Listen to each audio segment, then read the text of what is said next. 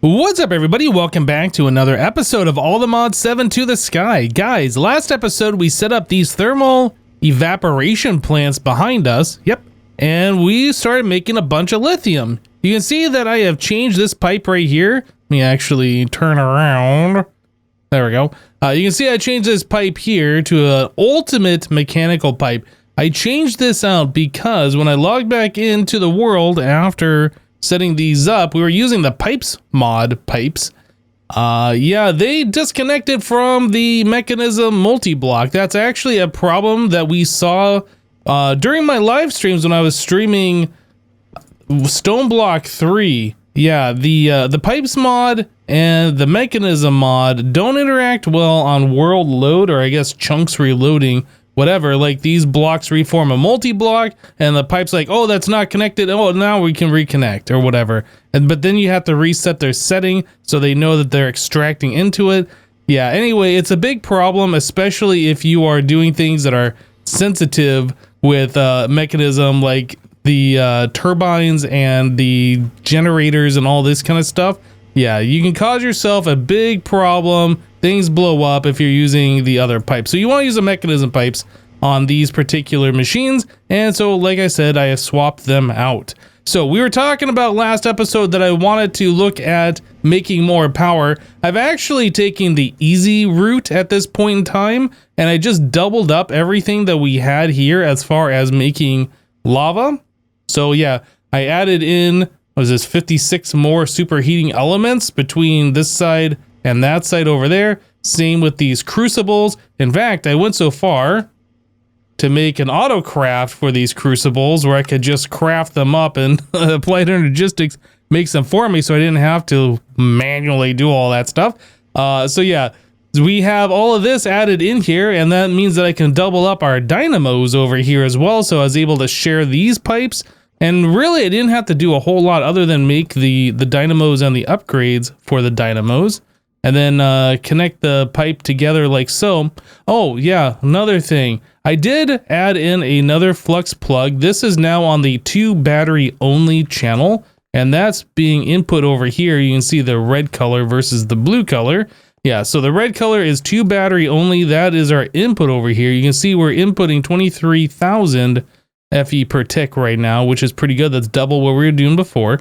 But the reason why I did this, we were talking about this last episode that I could do that instead of running the pipe underneath. But the reason why I did do this is the same exact reason that I swapped the pipes over here from the pipes mod to the mechanism ones. Yeah, so the pipe is extracting power and was sending it over here to the mechanism multi-block, and on world reload, yeah, we weren't receiving any power over here until I broke the pipe and replaced it, and then it was like, oh yeah, I can send power now. So yeah, I don't want that to be a problem. So now I swapped over to the flux points, which don't have this problem. The flux network mod, it just knows to start sending power immediately after the multi-block has reformed, and everything's happy again. And then of course our regular network up here, we are sending power from the battery to everything like we've always done on the Hypnotizd network channel. So yeah, we have 2 network channels. If we click here, yeah, so we have our normal power, and then we have the, I guess, power generation into our battery only channel, so we can store power, right? So yeah, we're almost up to 1 billion FE. We're getting pretty close, which is awesome. Still doesn't even show a little pixel on our power meter here, which I think is pretty funny. But yeah, so this episode, I wanted to work on something a little bit different than what we've been doing. Well, a little bit different.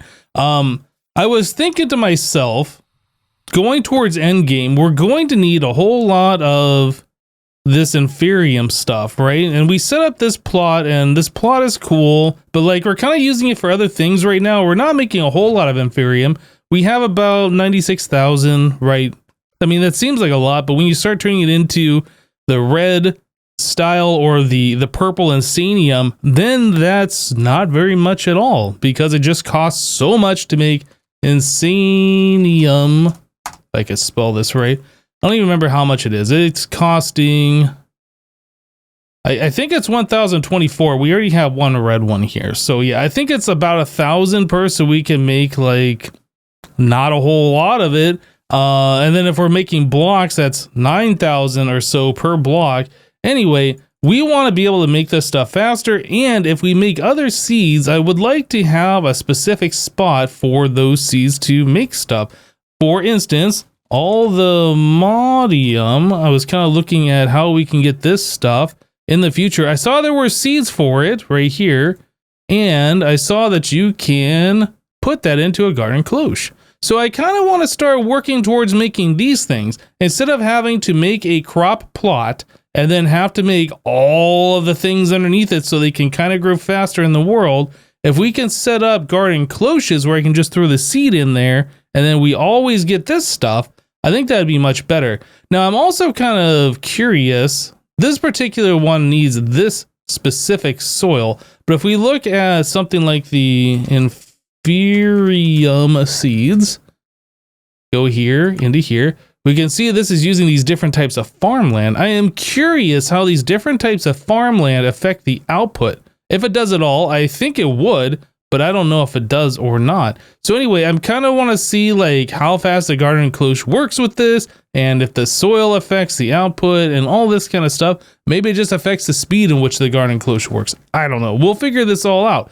But first things first, I want to make a garden cloche. So to make a garden cloche, we need some stuff here. The most important thing we need is this treated wood. And in order to make treated wood, you have to have yourself some creosote oil. So we can get it from two different methods. We have thermal and we have the immersive engineering. The immersive engineering is pretty annoying to get. The thermal stuff I was seeing though, if we look at how to get that, is not so bad. You make yourself a pyrolyzer machine. You put coal or wood in there, either way. And then with coal, we get coal coke, and then we also get tar, right? And then we can also get 250 millibuckets of creosote. So 4 coal will equal a bucket, whereas a log is going to give us 125 millibuckets. Not quite the same amount. Yeah, so I kind of want to do with coal. We have lots of coal we're not using for any specific reason right now. I think this will be pretty cool. All right, so there's everything for our pyrolyzer. Just a couple of Constantan gears, some nether bricks, machine frame, blaze rod, redstone flux coil. Not too bad. And we get a quest complete for this thing. So there it is. It does take some augmentations, which we'll probably throw in here in a little bit. Decompose the solids via high temperatures. Very useful in fuel purification. No touchy. No touchy. Okay, and then max use 5 RF per tick. Well, I think we're going to bump that up. So first things first, we want to get ourselves an integral component. Let's go and craft one of those bad mamma jammas up. So yeah, we want to get one of these, and then I think we have like flux coils or something. I can't remember what it is that we put in these machines. I'll have to take a look. So that'll go into here. Now it's using 20 RF per tick. Do we have those over in this one? Yes, flux linkage amplifier. I'm just going to steal those actually.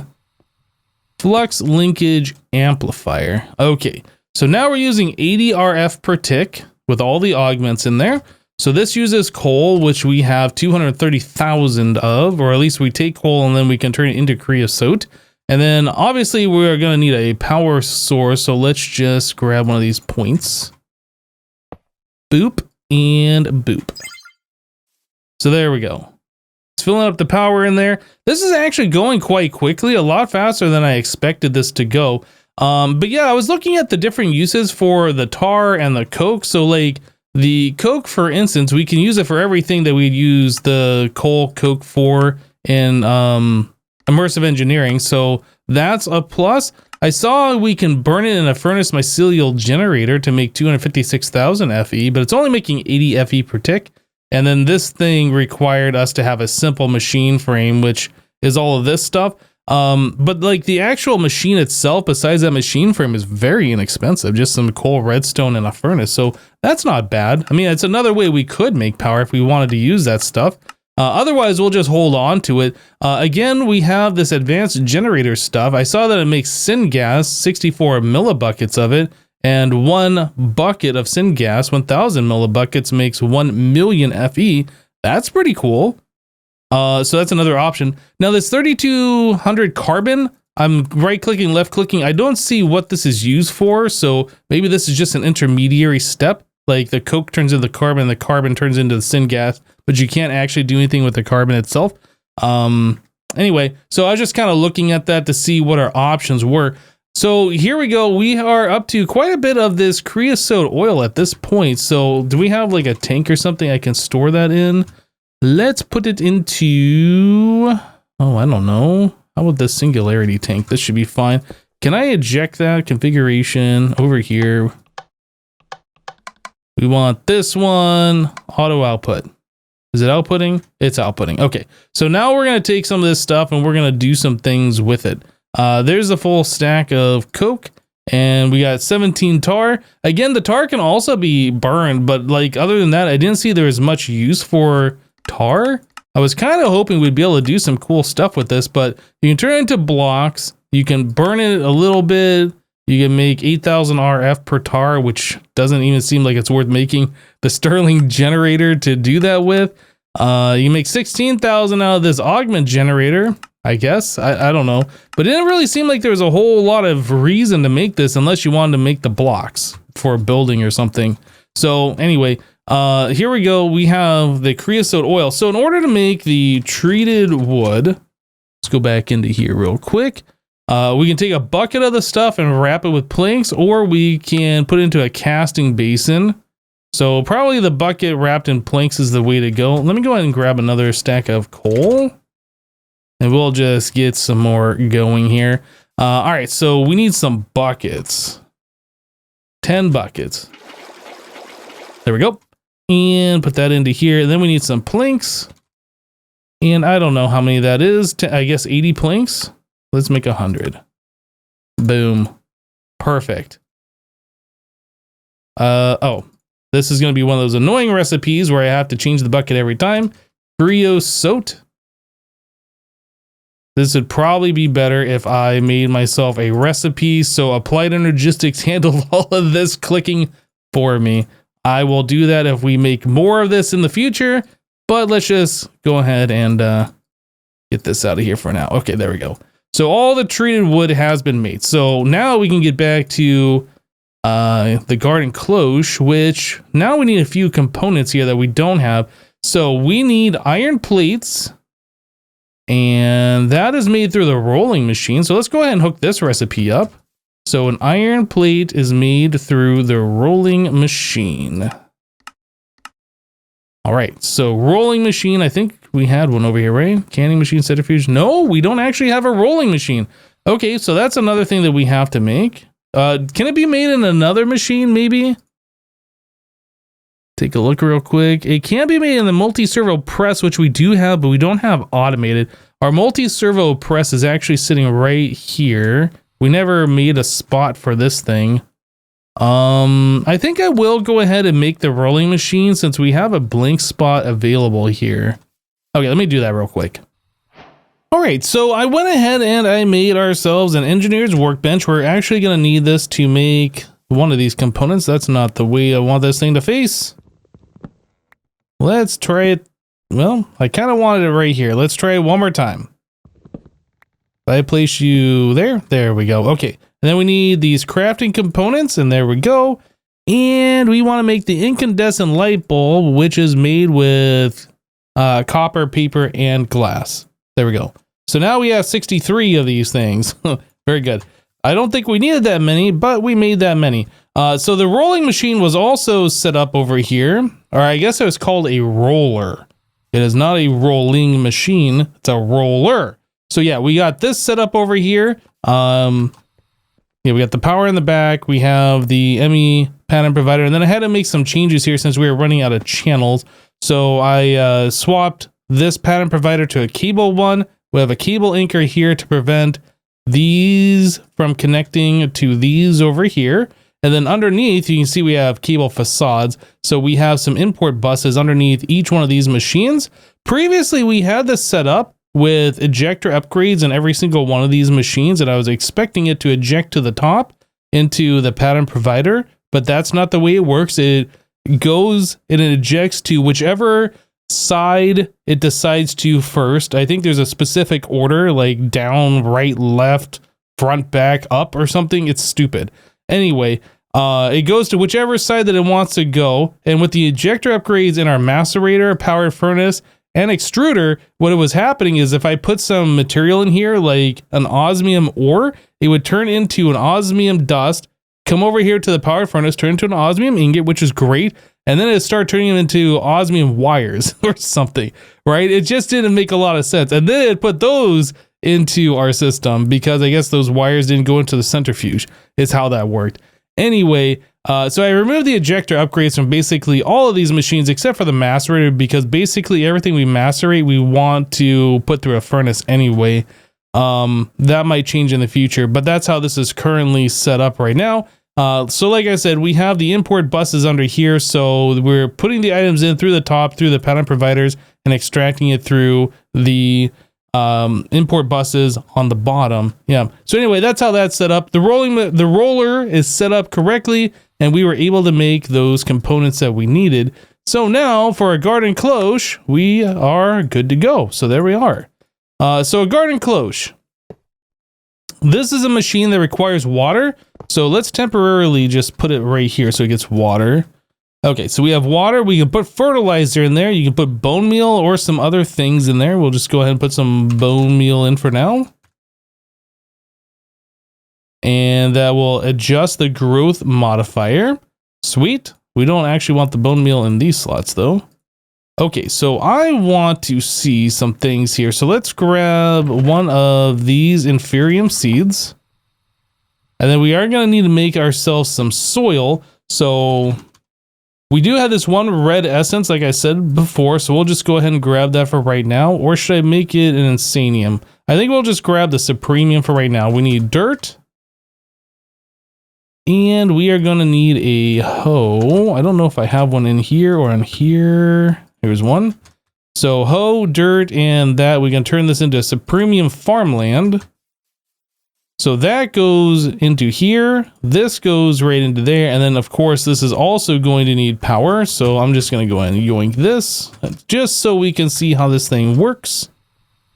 And power goes there. So we're getting power. We have water. And we have fertilizer. And this is going rather slow. Oh my goodness. I was expecting this to go a little bit faster with the supremium farmland. So what I'd like to see is that we get a large amount of resource from this. If we're only going to get 2, or maybe we're going to get like 4 because we're using supremium, this is definitely not worth it. But I just wanted to see how this thing operates. Also, let's find out how much power this is drawing. This doesn't seem like it's that much. What is that, like maybe 2016, something like that? We had 2 inferium essence. Wow. So yeah, I'm gonna go with this is not a great way of doing that. I was really expecting the farmland, because we use the supremium in there, that we would see like a boost on the output, but I guess that's not how that works at all. What do you got here? Stonebreaker, we already have that. We don't need any of this stuff. Nope, don't need any of that stuff. So let's just check one more time. Is it going to give us only 2 again? If it's always 2, then this is not good. Yep, just 2. Oh, man.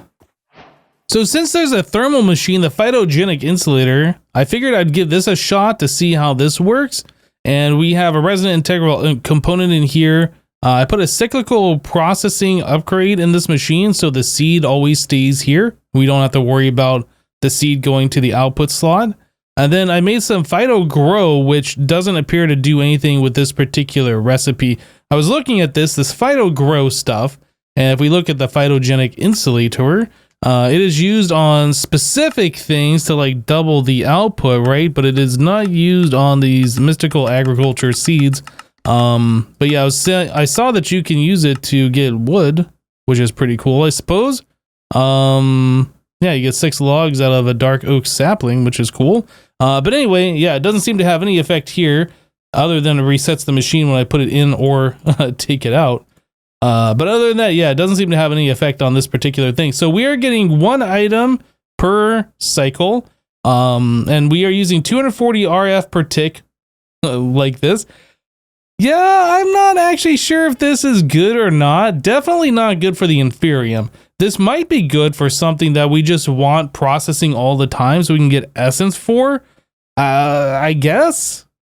I'm not actually sure. Maybe if we made something that requires like all the modium stuff. I don't even know if we could process that in this particular machine, since that needs a specific soil to be on top of for it to work. I don't know if you could put the soil underneath this machine or anything like that, but yeah, I'm not actually sure if that phytogenic insulator is actually going to be good for anything here. I mean, I guess we could put the deep slate seeds in there or something that's not like high importance, I suppose. And then we could just use this entire thing specifically for what we were doing before with the inferium seeds.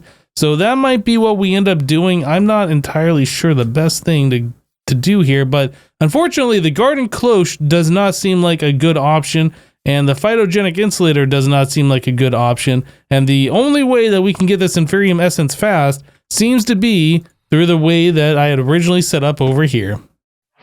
So if the garden cloche isn't going to work and the phytogenic insulator doesn't seem to be that great, I was kind of looking at other methods that we had here for speeding up the growth of our crops, and I noticed that there is a lily pad of fertility. Now, we've used these in the past, and these are good passive ways to speed up crop growth. So I feel like this is something that I want to take a look at here. So a lily pad of fertility requires lily pads, which I think we can get from the Twilight Forest, no problem, if we don't have some already. And then also needs fertile essence. Now the fertile essence comes from these different mob drops and then some green dye. And I think we have these two, but we don't have slime pearls. Let's take a look real quick. Yeah, slime pearl is the one thing that we don't have, and that's unfortunate. This only comes from slimes. It's one of the drops used for crafting, drops from slimes. Now, I do believe this only drops from normal vanilla slimes, not the Tinker's Construct slimes. So, in order for us to get slimes, I feel like what we need to do is go down to Y40 and just build a big platform and hope that we can find ourselves a slime chunk. I was kind of looking to see if there was a way that we could discover slime chunks through this minimap thing. There does not appear to be a slime chunk option, so we can't just turn that on to see slime chunks. We can turn on chunk grid though. I suppose that could be helpful for us to see if this is a slime chunk or this one here or this one or whatever. So maybe that's useful. I don't know.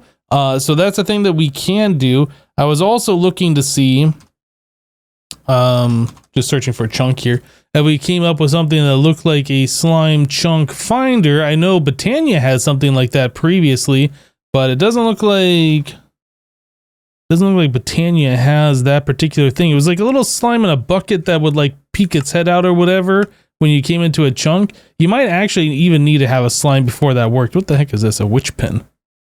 And this one is extrapolated bucket. Oh, okay. I have no idea what that even is.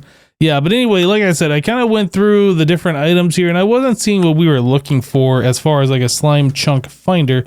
So I think what we're going to end up doing, like I said, is just going down to Y40 with a bunch of probably cobblestone or something. Doesn't really matter what the material is. We'll just fill up our inventory full of cobblestone. We'll start placing it down and hopefully we will uncover ourselves a slime chunk that I can capture one with maybe a mob imprisonment tool or something. Oh, you know what? Y40 actually isn't that far below our platform here. I didn't actually realize that. Well, let's just go ahead and bring this down. I don't know where Y40 actually is. Let's see about right here. That's 44, 43. Okay. So that's 43, 2, 1, 0. So that should be Y40 right there. Yeah, okay, very good. So now I just need to build a big platform, and then hopefully we can get ourselves a slime to spawn. Now I definitely don't want to build it under the base because I don't want hostile mobs to spawn. All I want is just slimes to spawn.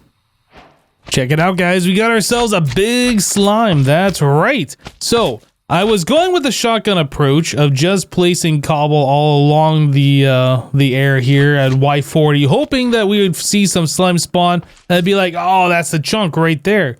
But then I realized we could just type /seed, which I did. So I did /seed and /seed. Yep, that allows us to copy that to the clipboard. So I was able to take that and then put it into a slime chunk finder. So then I built this thing here doing F3G, right? So we can see the entire chunk with the chunk borders in the game.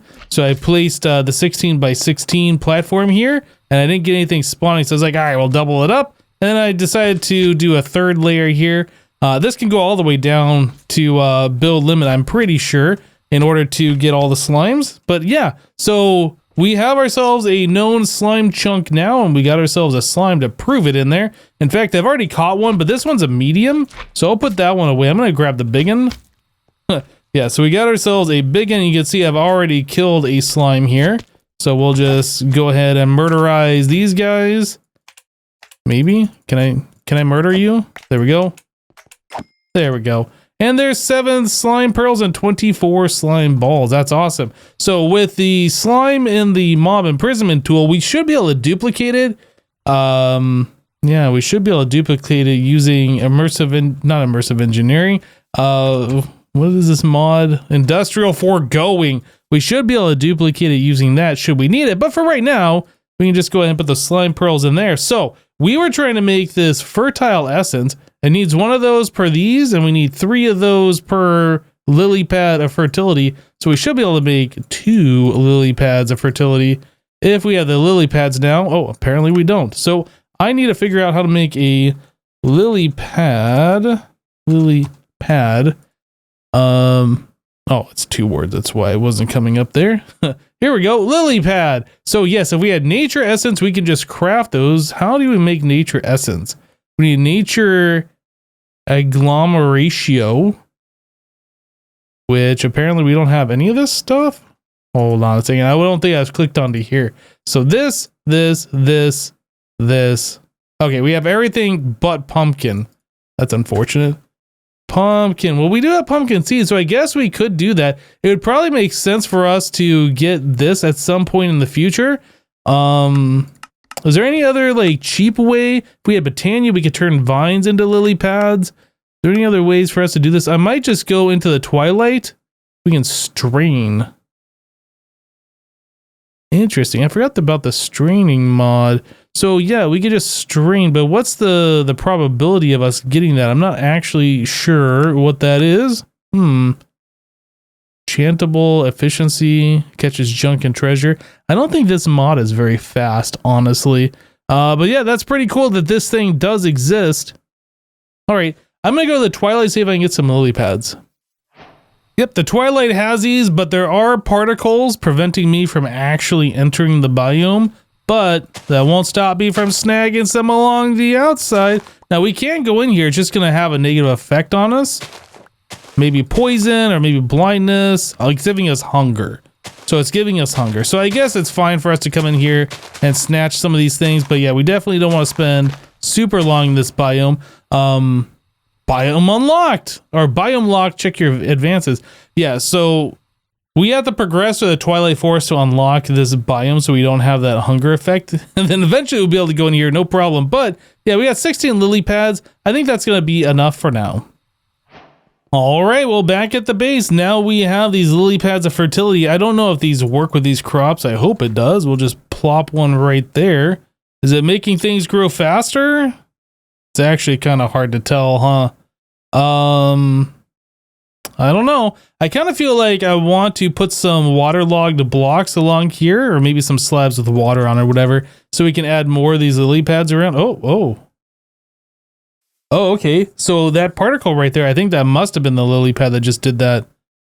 Unless I was like sprinting or something. Oh, did I? Maybe I crouched? No, that's got to be the lily pad that's doing that, all the particles. Okay, so we can see for sure that the lily pad is doing something every now and then. Yeah, look at that. Is it actually helping? I don't know. But we did it. We have it in here. It's another thing to help plants grow. So hopefully it'll help out over time. All right, well, I decided to get a few more of these lily pads of fertility. Yep, so we have a few of them around here. You can see all the particles. It's just basically constantly going. And it looks like our crops are growing pretty quickly. So I decided to do a test to see how fast that's actually affecting our crops. So if we place this inferium seed down, we can see with all the particles around that this thing is growing not at all. I don't think these particles are actually helping this crop in any single way that I can see. Yeah, like we see the particles all around and things are happening, but this thing is not growing fast at all. I mean, I just did 2 ticks there, which I guess is pretty good considering there's no growth accelerators underneath it, but yeah, I don't really think that's going that fast. Like I can press shift and that will like grow it all the way, but yeah, I don't really know if these lily pads are doing much. So while they might not help out these particular crops here, if we want to grow something like pumpkins or something along those lines, I feel like that would help it out. So we'll take a look at this seed here. Are these growing any faster? I mean, not really either. So I don't really know. Like, it looks like there's a lot of particles going on when these lily pads go off. I don't know if it affects every crop within range or if it just selects some random crop within range. So maybe it is doing something. It's really hard to know for sure. But anyway, guys, I think we're going to go ahead and wrap it up here for today. A lot of particles going on here. We're trying to get all sorts of crops growing faster, but unfortunately, it seems like shifting is about the only way for us to do that. Thanks for watching. We'll see you next time. Take care, everyone. Bye-bye.